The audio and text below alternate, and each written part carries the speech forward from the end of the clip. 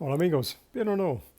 Saludos desde Medellín y hoy vamos a practicar nuestra pronunciación con algunos sonidos difíciles para hispanohablantes que están practicando inglés y también yo voy a explicar cómo yo tengo este texto con la ayuda con el nuevo tecnología, nuevo app, ChatGPT. So ese es el tema de hoy. So, hello, here we are again. Today we're going to practice something which is quite commonly problem sounds or difficult words. If you come from a Spanish speaking background trying to learn to speak English, some of the common sound problems most of my students here have are with the letters or the sounds V, B, K or Th or V, B, K or TH. V, B, K, Th. So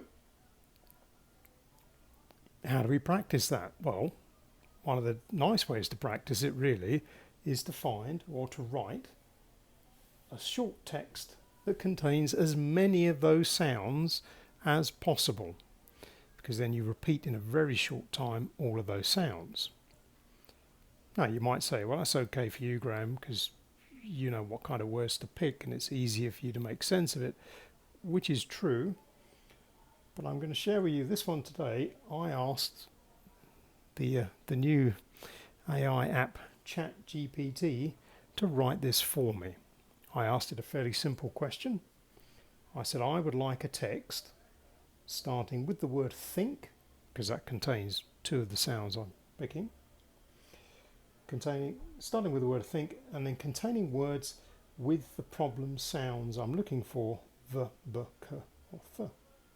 And this is what it wrote me. And the interesting thing with this technology, if you've not used it before, is that speed at which it writes it for you. I got this answer back in a matter of seconds. Now, even if I'd sat down and thought about this and looked for lots of words with these sounds, this would have taken me, well, tens of minutes to do. Now, that's not to say you shouldn't practice writing this yourself as well sometimes, because that in itself is a good exercise to think really hard, how many words do I know that have this sound, and see if you can put them into some kind of sentence that makes sense. So, being able to write this stuff yourself is still a very useful exercise, but obviously it does take a bit more time. And I appreciate at the beginning of this kind of study process, a lot of our energy is probably better used in the practicing speaking than in the trying to write poetry of this sort, let's say. So in that respect, this app is actually very useful. I've used this for some things for my Spanish practice.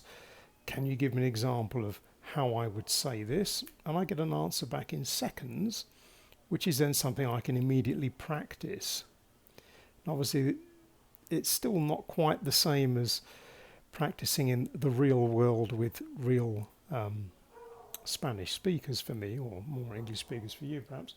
But it does at least give you quite quickly somewhere to start.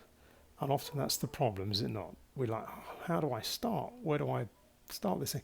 So at least in that respect, you get an answer in seconds with a text you can use to practice. So let's read this one together. And let's see how we go. So in this one, we're going to practice all of these problem sounds, the V, B, K or Th sounds. See how many of these there are. Think vividly about the vibrant sky above, where birds bravely soar. As you embark on this journey of thought, be brave, valiantly facing the unknown. Through thick and thin, your vision will unveil the breathtaking beauty hidden within the depths of your mind. Not bad, huh?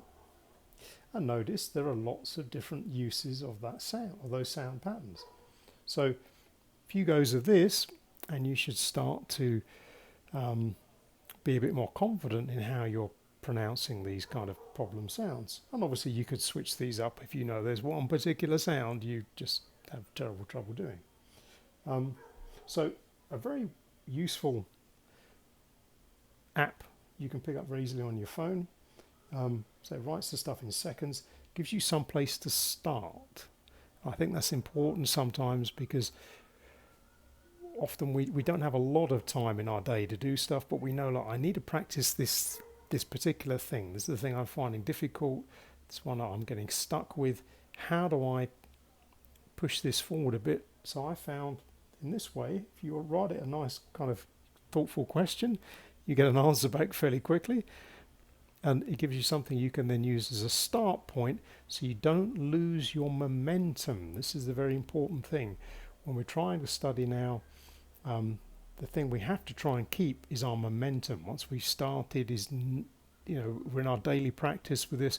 We don't want to be fumbling around looking for examples in this textbook or in this dictionary to try and help you. If that's going to take too much of your time, you're going to start slowing up, and then maybe, I haven't got time to do it now. I'll have to stop and do that tomorrow. And then again, you're losing momentum. So in this sense, this kind of AI technology that's out there now, very helpful for that. That should at least give you something you can use to practice. I'd say it does write you some interesting dialogues as well. Something to think about, because that might help you at least get very quick access to new material to use.